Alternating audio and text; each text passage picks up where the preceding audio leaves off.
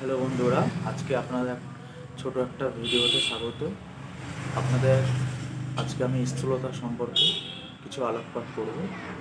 স্থূলতা বা ওবেসিটি এখন একটা মারাত্মক হারে সমস্যা। সারা ভারতবর্ষ জুড়ে এই সমস্যার সম্মুখীন। তো স্থূলতা কাকে বলবো?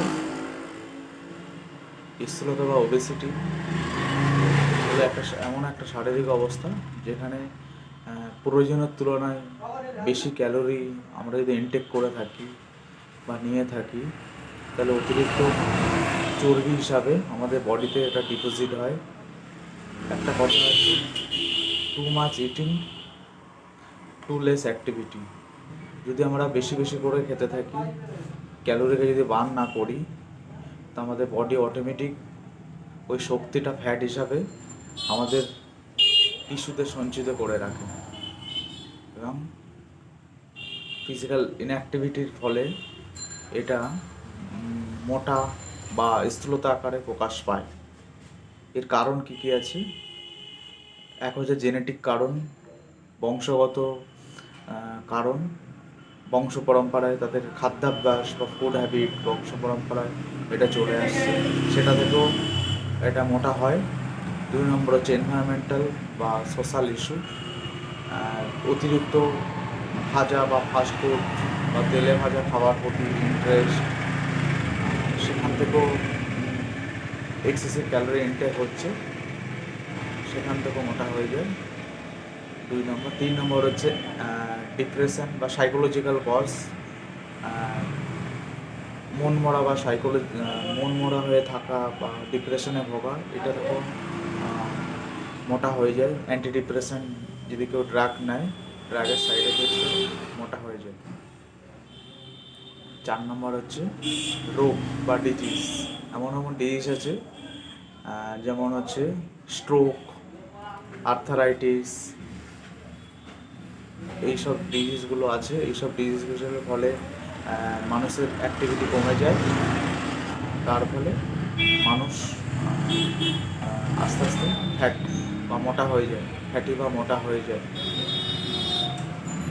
এগুলো থেকে বাঁচতে মানে কী করণীয়?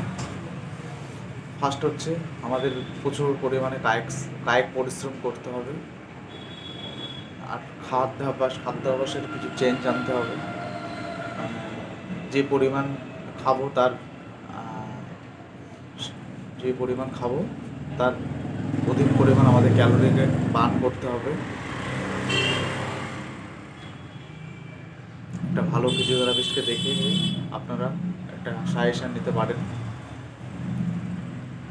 যদি অতিরিক্ত মোটা হয়ে যায়, এক্ষেত্রে সার্জারি প্রসিডিওর আছে বা কিছু কিছু মেডিসিন আছে, এমন এমন মেডিসিন যেগুলো খেলেও কিছু সেক্ষেত্রে ফ্যাট কমে যায়। তাছাড়া সবথেকে ভালো হচ্ছে আপনাদের ফিজিক্যাল অ্যাক্টিভিটি করা। এখনকার সময় তো মানুষ মানে নিজের শরীরকে টাইম দেওয়ার কোনো টাইমই পায় না।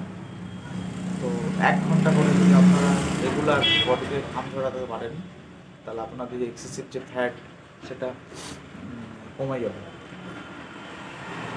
যদি খুব অতিরিক্ত স্থূলতা হয়, একটা সার্জারি অপশান আছে, পাকস্থলীটা কেটে ছোটো করে দেয় সার্জিক্যালের মাধ্যমে। তো সেক্ষেত্রে খিদে কমে যায়, এটাও ওয়ান টাইপ অফ প্রসিডিওর। তার খাবার চাহিদারও আস্তে আস্তে কমতে থাকে। আর একটা হচ্ছে লাইপোসাকশন সার্জারি। আমাদের অ্যাডিপোসের যে ফ্যাট টিস্যুগুলো আছে ফ্যাটগুলোকে রিমুভ করা হয়, সেটার মাধ্যমে স্থূলতা কিছুটা কমানো যায়। এতগুলো সব প্রসিডিওর আছে।